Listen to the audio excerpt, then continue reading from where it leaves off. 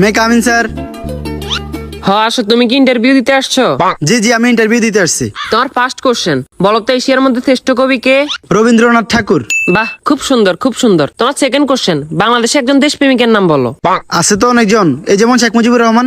বাহ, genius genius. তোমার third number question, বলো তো বাংলাদেশ কবে স্বাধীন হয়েছে?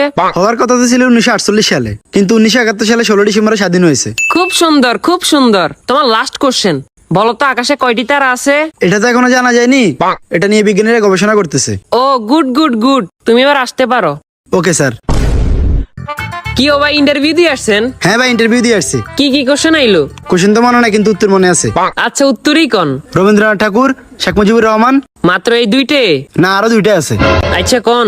1948 সালে হওয়ার কথা ছিল, কিন্তু 1971 সালে 16 ডিসেম্বর হয়েছে। এখনো জানা যায়নি, এটা নিয়ে বিজ্ঞানীরা গবেষণা করতেছে। থ্যাংক ইউ ভাই, thank you. May I coming sir? আসো। তোমার নাম কি? রবীন্দ্রনাথ ঠাকুর। তো তোমার বাপের নাম কি? শেখ মুজিবুর রহমান। তোমার জন্ম কবে হয়েছে? হওয়ার কথা তো ছিল 1948 সালে, কিন্তু 1971 সালে 16 ডিসেম্বর হয়েছে। এই বেটা, তুই পাগল হয়েছিস নি?